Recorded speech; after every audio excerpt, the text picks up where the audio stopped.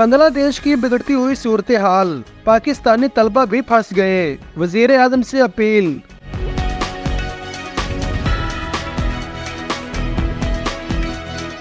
بنگلہ دیش میں امن و امان کی بگڑتی صورتحال میں پاکستانی طلبہ بھی پھنس گئے۔ زیر تعلیم پاکستانی طلبہ سے رابطہ منقطع ہونے پر والدین کی پریشانی مزید بڑھ گئی۔ طلبہ کے اہل خانہ نے وزیر اعظم سے مدد کی اپیل کر دی۔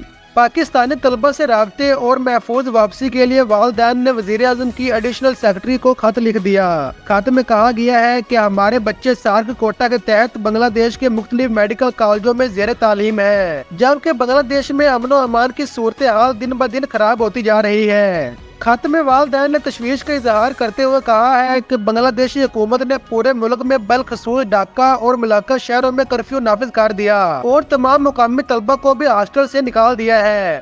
غیر ملکیوں کے علاوہ موجودہ حالات کی وجہ سے ہمارے بچے اب اپنے ہاسٹل کے احاطے میں پابند سلاسل ہیں۔ والدین نے خط میں بنگلہ دیش میں پاکستان کے ہائی کمشنر سے رابطہ کرنے کی درخواست کی ہے۔ والدین نے امن و امان کی صورتحال اور کرفیو کے باعث بچوں کو خوراک کی قلت کا خدشہ بھی ظاہر کر دیا ہے۔